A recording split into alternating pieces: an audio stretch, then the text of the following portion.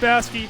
Welcome to the Town and Love Basketball Talking Podcast. I am your host, Adam Hess, and with me, as always, he fell asleep in the second and third periods because there was nothing much else to do. It's Mike Regan. Mike, how you doing today? I actually didn't fall asleep, but thank you. We all, as a collective society, fell asleep in the second and third periods, including Connor Hellebuck, who literally fell asleep in the third period and lost his shutout against Uri Slavkovsky. Yeah, I know. That was embarrassing. But, Mike, we are here to cover the 6-2 trouncing the United States just put on Slovakia to advance to the gold medal game against a little country you may have heard of. They're in North America, Mike. That's right, Mexico. Mexico and U.S. are playing in the gold medal game. I think you're getting bad information from somewhere. Bad hombres, those Mexican ice hockey players. In all seriousness, they're always getting called for offsides. Don't know how to stay in their own borders. And we're back. Sorry, guys. Weird technical difficulty on our end. Don't know what happened there. Started to sound a little orange. But the United States, for all intents and purposes, won the game in 2 periods and then unfortunately lost. Connor Hellebuck shutout when he overplayed a puck behind the net, didn't get back in time, got back into a bad position, and then Olympic sniper Uri Slavkovsky puts one past him. Not the only goal scored by Slovakia, but I would guess that if Slavkovsky hadn't scored that goal, the USA team would probably be playing a little bit harder to keep the shutout alive. Yeah. But all in all, Mike, 6-goal game. Jack Hughes has 2 on the day. Both Kachuk brothers, both Hughes brothers record at least 1 point per person. Dylan Larkin starts it off. Tage Thompson puts one in the net. Tage Thompson also leaves the game in what seems to be like a minor injury, but something that they were just like, fuck it, don't mess around. We're playing in the gold medal game. Let's get it back out there. Yeah. This asshole, Patrick Koch, wins the gold medal for being a real piece of shit. Just cross-check the shit out of him. He's the same dude who on that one play hit, I want to say it was Jack Hughes. He hit him. It was interference. And then right after he knocked him on the ground, he did get called for that interference. He turned and then slashed the shit out of Dylan Larkin. Yeah. Like in a back-to-back moment. And then he's cross-checking Tage Thompson, taking him out of the game. Hopefully just precautionary like they said. But this isn't the gulag, bro. We're not playing prison rules, all right? Slavkovsky also just like way behind the play at one point slashed Jack Hughes' leg. Yeah. What is with the Slovakians, man? Oh, you can't lose with some fucking class. Well, Jack Hughes said when he got interviewed between periods, he was like, they're a proud country, and they're going to keep playing hard. They don't want to get embarrassed. And I was like, so you're saying we're embarrassing them? Yeah. They're gonna love to hear that. Mike, the first segment that we always do on these post-game podcasts is we come on here. I want to get your concern index. Scale of 1 to 10. How concerned are you about Team USA coming out of this game? Before the game started, my concern index increased because sometimes, like with Canada, it's just like I don't know how we're gonna stop this. Yeah, the second, their winning goal. Period. Yeah, their winning goal was like when you look at the box score and it's like McKinnon assisted by McDavid and McCarr. And it's like that's not fair. I don't know how you combat these things, but after seeing the U.S. finally come out of the gate like full of energy and play like the team we knew they could play like all tournament, that concern index actually went down. And barring that our lineup doesn't get a little messy with Tage Thompson being hurt, I'm back at a 3 where I started the tournament. I didn't realize this until Tage went out that they mentioned it. Tage Thompson, one of only 3 right shot players in the forward group, along with Trocheck and Eichel. Yes. Didn't realize that. That's pretty low. Right. So both Kachucks are left-handed. Huh. Interesting. You wouldn't think that. They got right-handed energy, don't you think? Yes, I don't know. Maybe I just think that because I'm a little bit of a rat myself and I'm right-handed. Yeah. But with the concern index out of the way, Mike, let's do some pass fails here. For those of you who are new to the post game reaction podcast, pass fail is the segment where we give two passing grades to two different players and two failing grades to two other players per piece for 8 total players graded. Mike, you want to go ahead and give me your 2 passing players? Right off the bat, I gave him a lot of shit ever since the Four Nations, and I'll officially apologize now. I'll officially say I was wrong. Jack Hughes, 2 goals on the day. Well, night if you're in Milan. His first one was an absolute beauty. Just put the defender on his knees, just completely deked him into oblivion. And doing what Jack Hughes is known to be able to do. First pass goes to Sir Jack Hughes. Can I tell you my favorite thing about Jack Hughes' second goal? What? Is that the stat line for all of human history from here on out is going to read Zach Werenski assist, Jack Hughes goal. Zach Werenski took an ill-advised slap shot from near the blue line. It careened off of the boards, got to Jack Hughes, and Jack Hughes went, yeah, sure. I'll just put that in the net. Mm-hmm. We need a different term for that. Like, it should have been a Jack Hughes rebound. Like, if it was basketball, it would have been like a rebound unassisted shot. How do you know Werenski didn't play in that? You don't know. You're not in his head. You don't know what he's thinking. It's true. Werenski's like a beautiful minding it. He just has all the equations going and went, there we go, and just pulled the trigger. Yep. Exactly. Mike, who was your other passing player? There's so many players you give a pass to.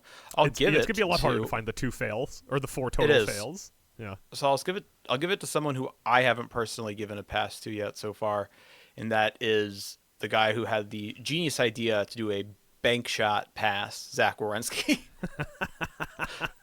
+3 on the day, 3 assists, 3 apples. Yeah, it was. I think it was Werenski's best game. Can I tell you what I'm a little bit nervous about? What? Is there any chance that, like, yes, I understand that it's the quarterfinals. We're almost at, like, it's the penultimate game of the tournament. Mm-hmm. Aren't you kind of worried that it was just like a kind of bad Slovakian team that got on a Cinderella run and we got really soft competition? I mean, we beat Sweden. We beat Sweden, to be fair, right? But are you at all worried about, like, how the Slovakian team maybe was just not very good? I'm also now realizing I think my camera's frozen in Discord. It hasn't moved for a while. I look quite wry in this still photo. What is going on with my computer these days, man? I don't know. But I thought about that going into the game. Anyways, go ahead, Mike. Who's your or if you want to respond, because we came out strong and like shelled them, and the game was over by the end of the second period. Froze. It doesn't factor in. Hold on. Let's pause for a second. All right, Mike. So are you at all, now that we're back from the actual tech issues, unlike earlier when I alluded to fake tech issues that didn't happen, this time we actually had tech issues. Mm-hmm. What is your thought on, was the Slovakian team soft competition, and we're buying into it a little too much? Yeah. What I was saying was prior to the game, that thought popped into my head, but because of the way we came out and the game was basically over after 2 periods, it doesn't really factor in anymore. Yeah, you can't pick who you play. You can just pick how you play them. Yeah, exactly. And we played them in dominant fashion. So you handed out your two passes were Jack Hughes and Zach Werenski, right? Yeah. My first pass, since you tragically stole Jack Hughes from me, I'm gonna take Jack Eichel, who had just such a sick first goal. That was so disrespectful. Yeah. His backhand goal was so disrespectful. Like, the nonchalant and easiness of it had real, like, just get off the ice, you don't belong here energy. Yeah. He also had the great pass to set up the first goal. Was that to Brady Tkachuk that he had his first pass to set up the goal? His first assist? Oh, Tage. It was to Tage. Yeah. Oh, yeah, his assist was to Thompson. Yeah, his assist to Tage. Absolute rocket. Another just, like, I made the joke to you over text, whereas, like, man, having, like, an elite center like Jack Eichel, who knows exactly where to place the puck for an elite shooter like Tage Thompson, would do a lot of work for a team. They should have play together at some point. But, like, fuck, man, like, having an elite playmaker like Jack Eichel pass the puck to an elite shooter like Tage Thompson just picks the corner. Just sick pass, sick shot. Just awesome. Yeah. That shot's and you watch enough Sabres, that's a shot that's in Thompson's bag on the power play. That's where he likes to set up. just having, but Eichel just, I mean, like on the fucking tape, right where it needed to be too. Oh, that absolutely. pass couldn't have been prettier. My other pass, we haven't. I mean, you went Werenski, so I kind of want to go defense. I'm gonna go Jacob Slavin. Listen, there's a lot of people that we get passes to. Jacob Slavin's not gonna sniff the 3 stars, but Jacob Slavin had my favorite play of the game, which is after he blocked a shot with his stick in the air, breaking his stick. He then went to the boards when the puck was going around the wall and managed to win a fight against the boards, kick the puck free, and advance it up the ice, despite the fact that he had no stick. Mm-hmm. So, in one sequence, blocks the puck midair with a stick, and then wins a battle on the boards with his feet. That's some. You know what Canadians can't understand, Mike? It's that kind of blue-collar, hard-nosed work. Everyone in Canada just works in their fucking office buildings and on their snow plows, plowing their office buildings. Real Americans. Like, Jacob Slavin's dad was probably like a horse farmer. Mm-hmm. You just can't compete with that, you know? Can't. Did I freeze again or something? No, you're good. You want a coffee? No, I'm good. Sorry. Go ahead. I'm fine. Mike, give me your fails. It's tough to give out fails. Everybody played so well, but it's not impossible to give one to JT Miller again because, I mean, he, through his illustrious play today, brought his total amount of points for the tournament to 0 still. Man, he was a +1. He took 1 shot on goal. I guess you could say that. I mean, at least he did something. I mean, the first time he touched the puck, if I remember correctly, in the first period, he turned it over. So that was classic JT Miller. So glad Caulfield's sitting at home so we could see a whole bunch of JT Miller. It's just great. I just love. Well, you see, the difference is JT Miller's what, like 6'2"? Not even. That 6'7". They're like as someone who is incredibly emotionally invested in Team USA's win. There is just a part of my brain that shuts off the feed to my eyes and starts playing like, a video of one of those like wooden ducks that like tips over and dips its beak into water and then bounces back up every time the Miller Nelson Trocheck line goes on the ice. And I'm sorry. Listen, you guys are professional hockey players and you deserve to be in the NHL. All 3 of you, including JT Miller. But just every time that line touches the ice, I just like my eyes glaze over and I get the "we'll be back shortly" screen. Yeah. Like I just expect nothing to happen when they're out there. Who's your other fail, Mike?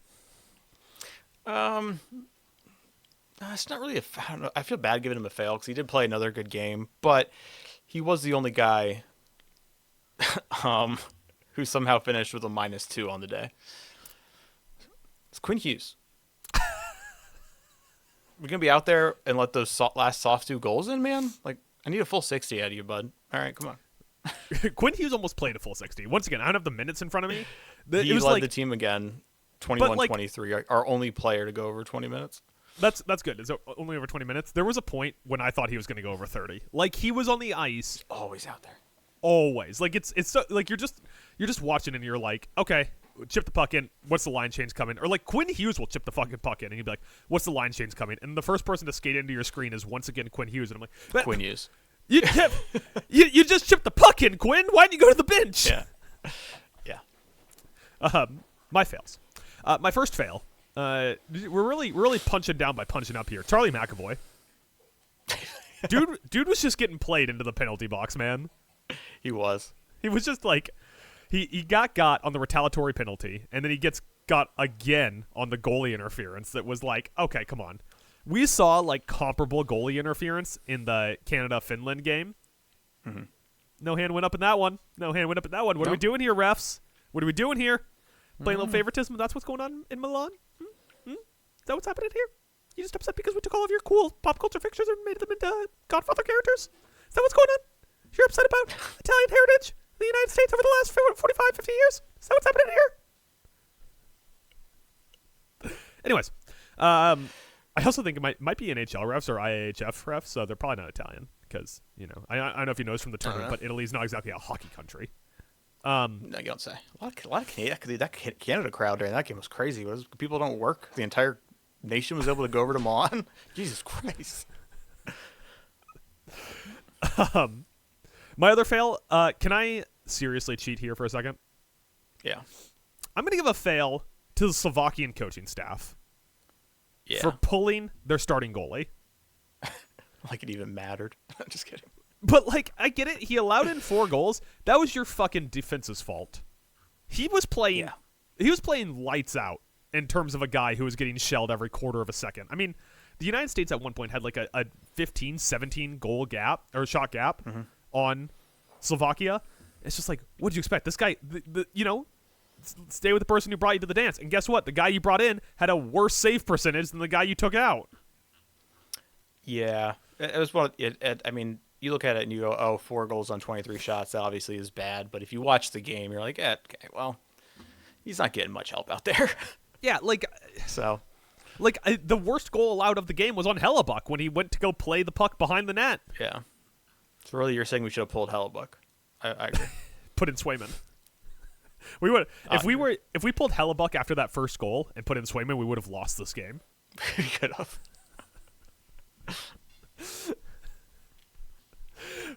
Just the fucking coaching staff's like, there's 15 minutes left in the game. Let's pull Hellebuck and put in Swayman. What's the worst that could happen? Wait and find out. That is our pass and fail, Mike. Let's move on to our 3 stars of the game. So if you want to start here with handing out your least star. My 3rd star. There you go. It's the guy who for some reason has the most stars, but is the least star-worthy player. There's so many people you could give these stars to. Listen, if you found out, if the King of Space came to you and said that he owns 3 stars, and then the God of Space came out and said he owns 1 star, you'd be like, why does that guy own more stars than you? No, you're not thinking of it right. It's not. It's 3rd star. It's not. Look at the graphic. Game. Look at the graphic next time you watch a fucking Ignore game. the When they show the graphic graphic at has the nothing to do end, with there's it. 3 stars next to the 3rd star player. You're a dork. So, Mike, who's your 3rd star? I'll go ahead and give 3rd star to, once again, the grade 8, the American grade 8, Zach Werenski. 3 apples, 3 assists in only 13 minutes and 27 seconds of playtime. I'm not doing that math, but I think it's pretty good. That's an assist every 65 seconds. That's terrible math. That you just did. You didn't do the math. How would you know? It's true. Mike, who's your 2nd star? 2nd star, we are going to go with, be a little controversial here. 2nd star, I'm going to go with Jack Hughes. Because, like I said, he just seemed a lot more in his bag today, what he was able to do offensively. 2 goals in 11 minutes and 7 seconds? Do the math on that one. It's like 5.5 minutes or something. He's scoring a goal. You're such a smart ass. Okay, but you're also not mentioning 2 goals on 3 shots. If That's he where you choose maintains that percentage. pace, if he shoots 66% from here on out, and he takes 25 shots next round, we're going to win a gold medal. We're going to win gold. Who's your 1st star, Mike? Number 1 goes to the man who I've decided it's my life's goal to find a way to make him a Buffalo Sabre. Brady Tkachuk. A goal and an assist. The goal came late after the game was over, I know, but on top of what he did on the score sheet, he's also he's playing that Tkachuk style. He's pissing people off. We're like, what, a minute, a half, 2 minutes into the game, he's got his helmet knocked off and he's like cackling at somebody, starting shit. I inundated you with texts right out the gate, and I figured you were like at work or throwing up or puking or vomiting. So I didn't want to like go too heavy on it. But I got such a serotonin kick when Brady Tkachuk stirring up shit behind the goal after absolutely like shithead playing, chipping the puck against the goalie's pads. Yeah. And some random Slovakian guy knocks his helmet off, and before his helmet hits the ground, Brady Tkachuk already has the biggest grin on his face. He ends up, I don't have the stats for me. Did he get like a major or a game misconduct or something at some point that I missed? Yeah, he ended up with 12 minutes of penalty minutes on the box score. So, yeah. Honest to God, don't know how. Like, yeah. unless at one point the Trocheck line was on the ice and my eyes glazed over and he got into a fight or something and got tossed, but otherwise... Yeah, there was that scuffle towards the end of the game and whatnot. I think that's what did it, because it's just funny when you look at it. You're like, you see guys who got called for actual penalties, like 2 minutes there, 2 minutes there. McAvoy had 4 minutes, and then it's the brothers Kachuk, Brady with 12 minutes and Matthew with 10. Okay, yeah. So that was at the end of the game. I do remember seeing the power play at the end of the game, but I was signing up for the podcast. Yeah. 10-minute penalty for Eric Cernak for unsportsmanlike conduct. 10-minute penalty Matthew Kachuk unsportsmanlike conduct. 10-minute penalty for Brady Kachuk unsportsmanlike conduct. Yeah. Also 2-minute penalty Brady Kachuk roughing served by Clayton Keller. There he goes. Damn. You're telling me, hold up. So Keller had to serve those 2 minutes in the box, and he only was on the ice for 3 minutes and 52 seconds. 2/3. It was like 55%. Yeah. Clayton Keller just taking one for the country week after week. He'd love it. Always there with a smile on his face. I don't know if he has a smile on his face. He's never on camera, but he's never on camera. I wouldn't. If I could walk past him right now, and he'd be wearing a gold medal, and I'd be like, "Who's that fucking guy?" It's like when we went to the ROH show and walked past a bunch of wrestlers I'd never seen before, and you kept being like, "Oh my god, is this guy?" And I was like, "Yeah, sure." We walked past Dalton Castle. Yeah, on the stairs. Yeah, and then you went to go get a drink and ran into Matt Taven. I literally ran into Matt Taven. But the Dalton Castle one always sticks in my mind because he smiled at us, waiting for us to stop and be like, "Hey, can we get a picture?" And I was just like, "Who's that fucking guy?" I remember this guy being like, "Hey," I was like, "What, Dalton Castle? Why didn't I do something?" So my third start was Brady Kachuk. Even, you know what, you could say the goal was after the game was already over, and I'm prone to agree with you on that. But it was still a good goal. And he played the full 60. No, he didn't. He played 58 minutes and then got a 10-minute. What I meant to say was, even though the game was basically over, he was still playing. But he ends up with 2 points on a fairly good day. In my 2 slot, I had Connor Hellebuck fucking written in Sharpie through 2 periods. And then fucker goes behind the net, try to slow down the puck, misplays it, lets one in, gives up the shutout. Come on, Connor. What are we doing here? You don't want a shutout for good old USA? I also would like to hand out my negative 3 stars to whoever chose the uniforms for this matchup because it was confusing as fuck for 10 minutes before I could figure out what to be looking for. It's terrible. Anytime there was a puck up for grabs and like a skater would come in to get it, I'd be like, "Oh no, that's not us. That's not us. It's Foggy." Second star went to Werenski. Like you said, 3 apples. I think he had 2 primary assists too. You know, I don't want to give defensemen too much credit for getting secondary assists or being secondary assist merchants, but Werenski with the at least 1 primary assist I can think of off the top of my head. And of course the first star goes to Jacathy Hughes. Sad I couldn't get Jack Eichel on here. Sad I couldn't get Dylan Larkin on here. But hey, it was a big day. Big day for Big Red, White, and Blue. It's hard to get everyone on the 3 stars, all right, Mike? Hey, that Larkin Hughes Thompson line came out and just set the fucking tone. Yeah, right at the gate. Aggressive, maintaining zone possession, getting pucks on net, or at least in the direction of it, making the defenders get in the way of pucks and get all frantic. Like, yeah. Shout out Dylan Larkin. There's a man outside of my house with a bike using my bench that I have. Right next to your door? Right next to my door. That's so creepy. It's Chicago! So I'm just going to keep an eye on that to make sure he's not going to throw a bike through my window and try to steal my light. Be one hell of a way to break into someone's house. Bike through the window? Joke's going to be on him when I stun gun him and now I have a free bike. Or when he finds out you have bike-proof glass. Yeah, good thing he didn't bring a gun. Mike, let's talk a little Canada here. So, Canada comes back from a 2-0 deficit against Finland to win. It was one of those games where, in the second period, when Finland's up 2-0, I started to feel it. I was like, oh my god, what if Canada loses? Then as soon as Canada scores 1 goal, I was like, oh no, they got the legs and Finland doesn't. Yeah, for me... My bad, I didn't mean to cut you off. No, go for it. I was going to say, for me, it felt like when Finland scored first, this is going to sound like really like no shit, Michael, but when Finland scored first, my thought was like, okay, at no point can this game become tied again for you to win. Yeah.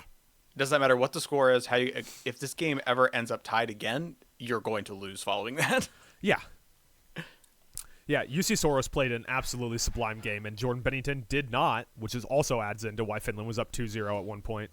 But, I mean, by the end of the game, dude, Finland was gassed, like up and down the lineup. They had nothing. Yeah. And how could they not be? I mean, like Sam Bennett and Sam Reinhart were crashing through them like they were test dummies in a Honda. Marchand was doing Brady Tkachuk shit, which maybe goes to show you. He doesn't. maybe goes to show you why Marchand has 2 rings. And then of course that just the ridiculous Celebrini, McDavid, McKinnon, Makar power play. No, just fucking unhinged. Yeah. Mike, let's talk the gold medal game a little bit. So I want to know. Can I say a couple things on that game? Oh yeah, sure, go for it. You got thoughts? You got things you want to say? I guess I'll be able to get to it in the one big point. I'll get to it when we talk the gold medal game. But you mentioned it. I wanted to give a shout out to the short king, UC Soros. Played a hell of a game. Still holding it down for short goalies when the rest of the league wants freakishly tall ones. Mike, we gotta talk this gold medal game. So tomorrow will be the bronze medal game between Slovakia and Finland. Do you have a rooting interest in that? Who are you rooting for? Finland, because Slovakia were playing like little bitches at the end, trying to hurt us. It's not fair. It's not fair. Canada gets to face like a nice, like one of those like Nordic area countries, right? They're all sweet, like Kinga Dinga Durgan, right? And then we got to go face Eastern Europeans. That's Cold War shit we had to go deal with. Is now a good time to point out that their last game was against Czechia and our last game was against Sweden, so we each faced one Nordic country and one Eastern European country. Oh yeah, I guess I'll cancel that. My bad. I apologize. Then on Sunday at 7 a.m. my time, Canada-USA gold medal game. Here's what I want to talk about, Mike. Let's live with positive affirmation. Let's put good feelings out into the world. Make the case, why is the USA winning this game? Freedom. Rock, flag, and eagle. Democracy. Yep. 3 things. No, Canada doesn't have any of those. So the big thing with Canada is what stands out in these last 2 games where they have been pushed has been because, one, Finland especially, it was like, hey, we're going to get nails goaltending, and then we just have to take advantage of the mistakes they made. And that's basically what they did. Like, offensively, they didn't play well, but they capitalized on the mistakes that Canada did slip up and make, and it kept them alive in that game for a long time. Somewhat of a similar story with the Slovakia game, right? What happens, though, is there is this like top end of echelon talent on that Canadian team that can eventually just overcome the mistakes, and they can overcome Binnington sitting on his balls and letting in a couple of bad goals to where it doesn't even matter. But then you start looking at it, like the time disparity on the on-ice time disparity between their forward groups is noticeable. Yeah. When you look at like Celebrini and McDavid both played over 25 minutes. And then McKinnon played over 21. And I think the next highest forward hit 15 minutes, maybe? Nope, that was a defenseman. And in the latter half of the game, especially in the third, they were rolling out McKinnon, McDavid, and Celebrini together a lot because they had to. They were down, and it's win and go home. I mean, winning go to the bronze medal game, which for Canada is worse than going home. Yeah, it would have been the Suzuki and Stone lines because they were both at 14. But there's like this big disparity, which it's almost like, well, am I watching the Oilers who they get down and they just have to play McDavid and Draisaitl for 35 minutes? But so that gives me hope for America because I said that like a politician. Because I think we have a roster top to bottom that can hang with them and can deal with not letting, the fact that they can put 3 of the greatest players in the world on the ice for 25 minutes.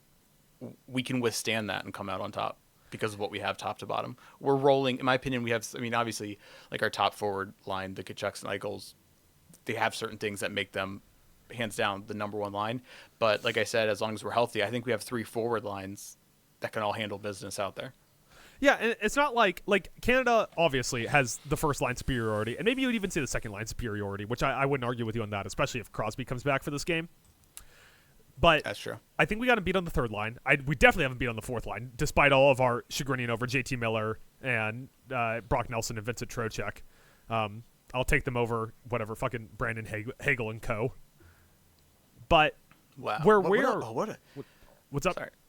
Their fourth line today, I don't know if it's been this way all tournament. It probably has. They have like Marchand and Bennett out there at the same time. No, those guys are going to play up, right? They're going to want Yeah. Marchand and Bennett stirring up shit against fucking Austin Matthews. Oh no, we're gonna put them against the Kachucks and let all four of them just like get each other ejected from the game. That's the plan. But listen, would you want to risk that? There is a non-zero chance that they get out there and Matty Tkachuk recruits Brad Marchand to flip sides and he puts on a USA uniform in half. He's done it before. He's done it before. He comes up behind Connor McDavid with the steel chair. What the hell? Then the other thing is, Canada has that top pair, right, of Makar and Taves. They've been playing those two guys together. But after that, Morrissey's been hurt since the opening round. Even if he's back, the USA absolutely crushes them on the blue line. Yeah, you've been hammering that point heavily, that their blue line gets bleak. And I definitely think America's stronger, but I was like, no, I don't know. I think but I've come around to being like, yeah, once you get down to like their third pair, there's really not. Our third pair is, I think, definitively better than theirs. Yeah. And our fourth pair is too. Like, we have Noah Hannafin playing in our bottom pair. Like, Noah Hannafin gets like 6 minutes a game. Like, our top pair, Quinn Hughes, Charlie McAvoy, they can go toe for toe against Makar and Taves. Then after that, you would say the next best goalie is Zach Werenski, who is also American. Defenseman. Yeah, I said goalie. Next best defenseman is Werenski. After that, I think I would still take the Sanderson-Slavin pairing over their next guys. Yeah, you have to tell me I love me some Sanderson. And then, of course, we have the goaltending advantage. And you're going to hear a lot in the next 48 hours about Big Game Binnington. You're going to hear Big Game Binnington. I'm so sick of it. They're going to talk about the Four Nations that came down to a 2-1 overtime winner with Binnington going against Hellebuck, and we're back there again. Here's the thing. Jordan Binnington sucks. Yeah, in the Olympics he has a shutout, and he has a 916 save percentage or whatever, 913 save percentage. That is because Canada got to play, let me see here, let me go back to the groups. Canada got to play France and Czechia, which were not super high quality teams. The United States definitely had the hardest, like in retrospect, the United States had the hardest group. Then we had to play the third best team in the first round, and then we had the Cinderella story Slovakians that we blew the doors off of.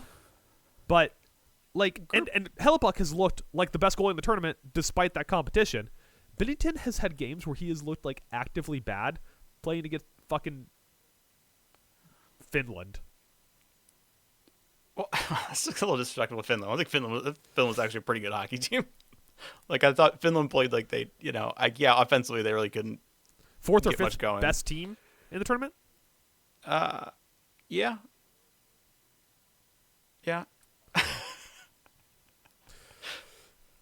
Yeah, I guess your argument wins on that sentence alone. Anyway,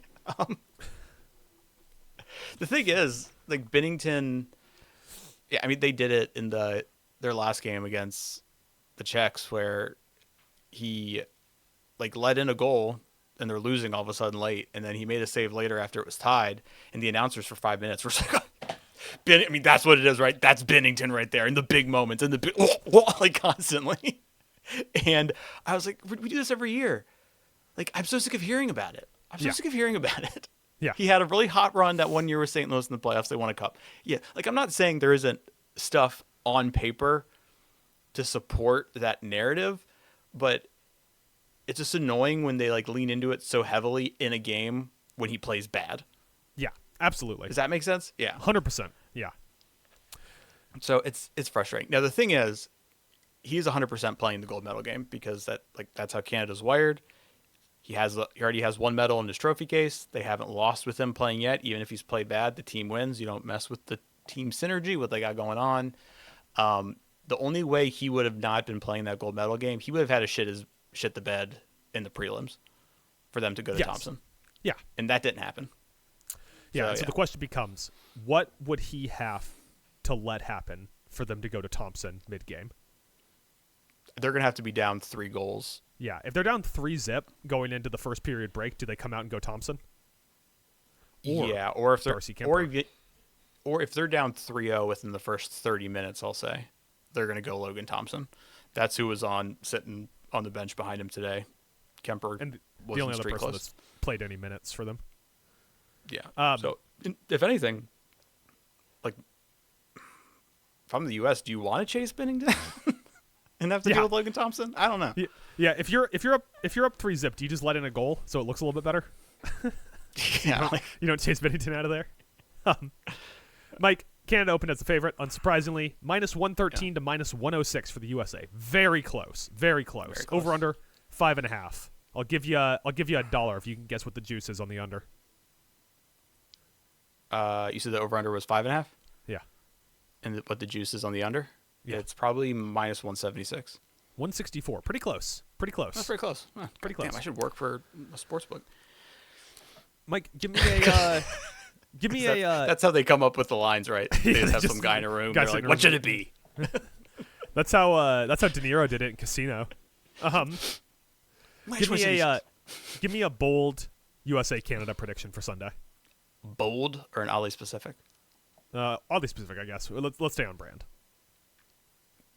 Oddly specific prediction. So you know how I don't like betting on my own team? Yeah, I almost don't want to make an oddly specific prediction for this game. that was my oddly specific prediction was going to be about Canada because I had the same feeling. Yeah. So my oddly specific prediction is that. Let's see. Oh boy. James Cameron. I don't. Tom Wilson's going to put someone's head into the boards. There you go. That's not oddly specific. That is just predictable. That is predictable. Okay, fine. Brandon Hagel will miss the game because he had to go to the hospital from choking on a bagel. The Hagel Bagel conundrum. The Hagel bagel will go down in history.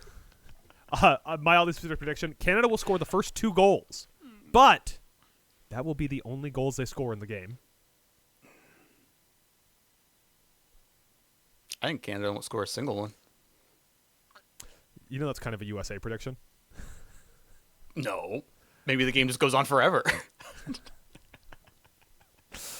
All no, right, Mike, because eventually go to shoot out. let's do a quick stick tap to the women's team. Go some with gold. Fuck yeah, dude. Beautiful goal. After just dummying Canada earlier in the tournament, Canada fucking hung in there, man. No goals in the first period. Christine O'Neill gets on the board, shorthanded in the second to give Canada the 1-0 advantage. And then who else but Hillary Knight ties it with less than 3 minutes left in the game. Al, here's a girl who got engaged. I nominate her to be America's #1 lesbian right now, Al. Her last name's Knight, but she's a queen. Let me tell you. Just with the tip puck in, and then Megan Keller sends us home with gold in overtime. USA, USA, Dude, USA. at least one American hockey player named Keller one is stealing the headlines. And absolute shout outs to the women's team, but especially the goalie, Frankel. Is it Frankel or is it? I think it's Frankel, the goalie who they crushed people, and she was not in small part to blame for that. Just one of the more dominant runs. We're used to seeing this with soccer on the women's side of the game. We're seeing it in hockey too. Yeah, we're used to see it with hockey too, but the women's sports have been getting such a better platform.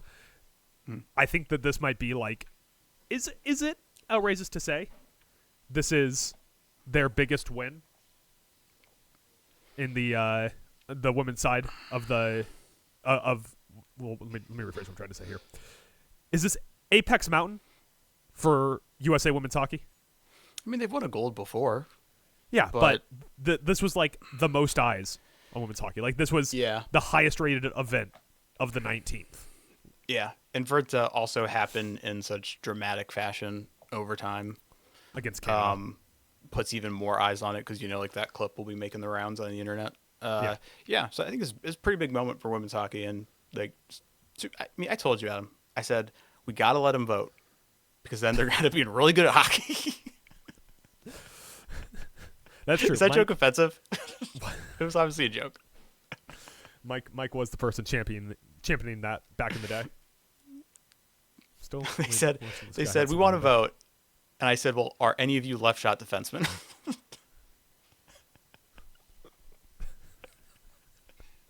See, that was a pretty good joke.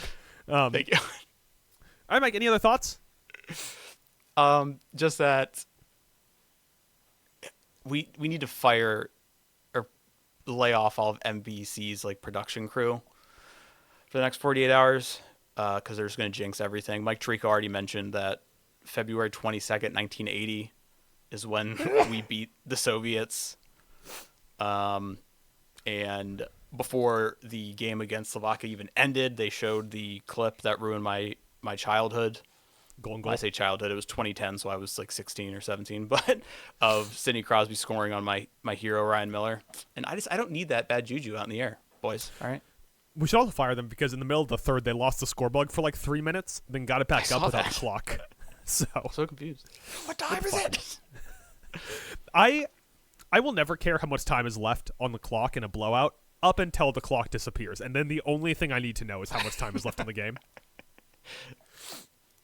All right, Mike. Well, we'll be back on Sunday to cover the gold medal game. Win or lose, we'll be there bright and early. Mike, what's your morning plan to get ready for the game starting at 8:10 your time? I'm gonna be at work at 5:30. My time. Anyways, thanks for listening to our Diaper Podcast. Be sure to follow us and rate us on whatever audio platforms you use. 5 stars, 10 stars, 15 stars, 20 stars, whatever the most amount of stars is. Rate us that. If you like videos, go to YouTube. Check us out at Town Alone Podcast on YouTube. You can see the video version of this podcast with Mike and I's faces. Mine's mostly on there. It's covered by a microphone, but almost all of Mike's face is on there. And you can like this video. Be sure to leave a comment telling us what you think the final score predictions are, and then edit it after the game to have the correct score, but put a comment under it that says, ha ha, I was right. So everyone thinks you edited it just to say, ha ha, I was right, not edit it to get the score right. And be sure to subscribe. Don't ring the bell. Listen. Ring the bell. Listen, folks. Subscribe, then go to the little button, go to the little bell button, click it, go down to turn off notifications, because no one wants push notifications. No one wants push notifications. And that's all YouTube's going to send you, ringing that bell. You subscribe, don't ring that bell. And Mike, since we don't do shout-outs on this, would you care to guess how old Megan Keller is? 26. She is 29. What's it like to be wrong on these? Almost every time. And she doesn't appear to be related at all to Clayton Keller. Yeah. All right, Mike, let's get the fuck out of here.